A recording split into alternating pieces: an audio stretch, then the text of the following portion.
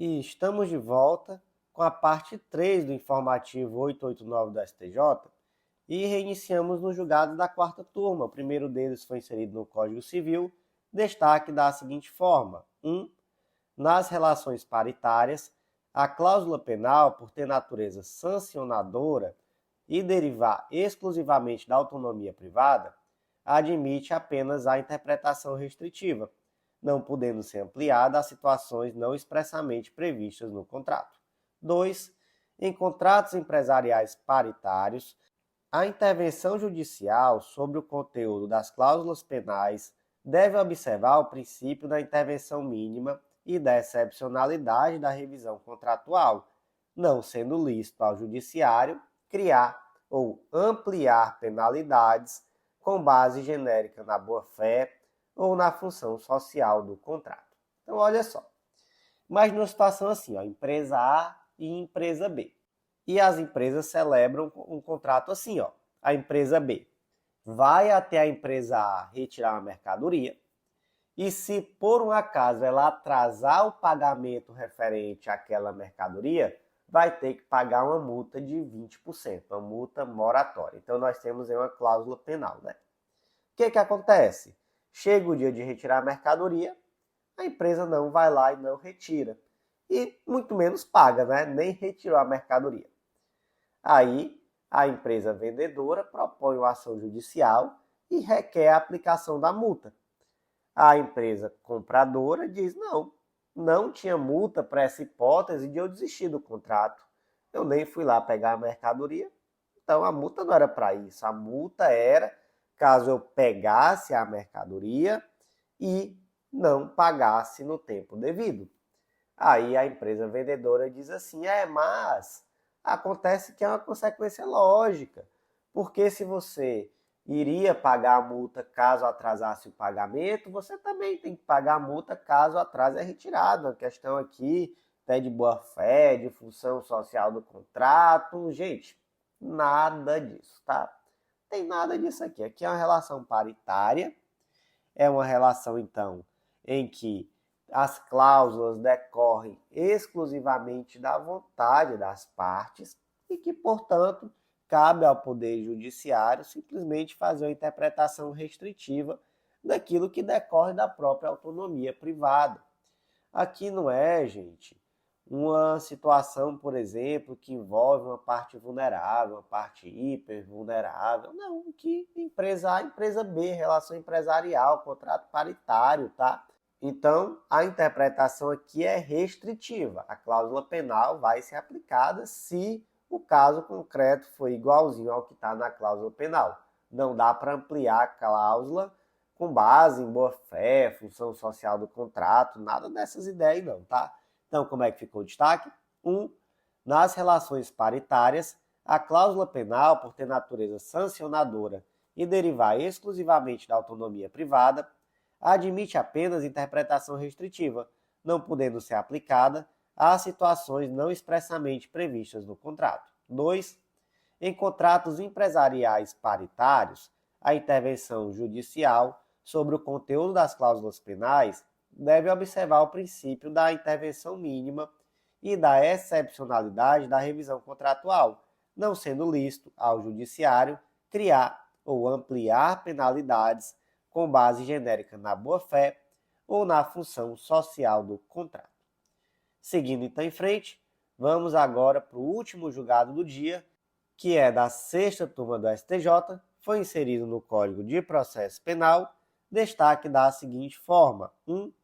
A revisão criminal fundada no artigo 621, inciso 3 do CPP, exige prova nova produzida judicialmente sob contraditório, que demonstre de forma clara e segura a inocência do condenado ou a inexistência do fato, não bastando mera alteração de versão desacompanhada de elementos objetivos de corroboração. 2. Nos delitos sexuais, a retratação da vítima em ação de justificação criminal não conduz por si só à absolvição, sobretudo quando dissociada do conjunto probatório que amparou a condenação ou quando marcada por contradições, lacunas de memória e motivações extraprocessuais. 3. A interpretação dos requisitos da revisão criminal em casos de estupro de vulnerável deve observar o princípio da proteção integral à criança e ao adolescente, impondo especial cautela na apreciação de retratações tardias das vítimas. Então, bora lá, né? Primeiro ponto aqui. Tratamos de revisão criminal. O que é a revisão criminal? É um recurso? Não, pelo amor de Deus, não é um recurso. É uma ação autônoma que visa desconstituir a coisa julgada. No caso aqui, uma sentença criminal condenatória. Então, essa é a tal da revisão criminal. Ao contrário lá da ação rescisória, lá no processo civil, a revisão criminal ela não se submete a prazos. Então, qualquer momento da vida é possível propor uma revisão criminal, mas não é tão fácil assim, né?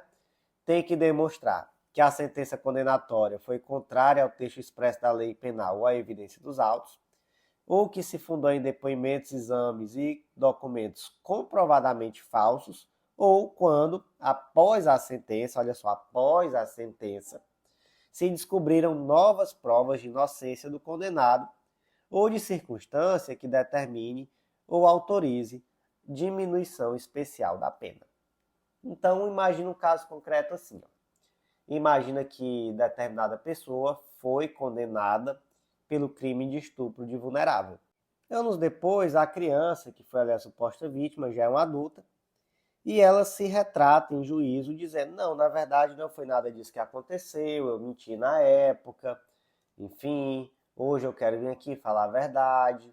E aí, né, com base nessa prova judicial, né, nessa nova prova judicial, se propõe uma revisão criminal fundada exatamente lá no inciso 3 do artigo 621, né, uma prova subsequente à sentença que aponta a inocência do condenado.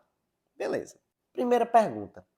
Essa simples mudança de versão da vítima, por si só, ela é sempre suficiente para uma absolvição, né, em sede de revisão criminal? Não, tá? Nem sempre.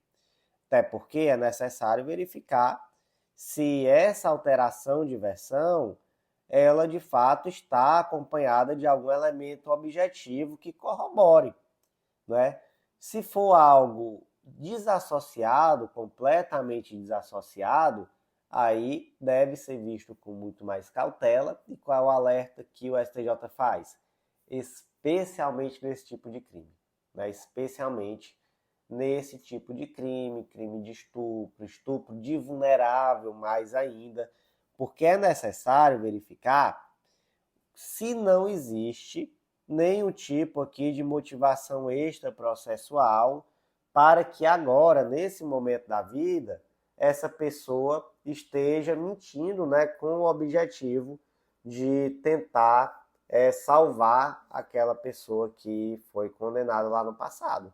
Então, tem que ver se essa pessoa não está sofrendo pressão, tem que ver se não há aqui uma contradição, né, nessa fala que evidencie que, em virtude dessa pressão, ela está agora mentindo, né? Que lá atrás ela falou a verdade, agora é que ela está mentindo, né?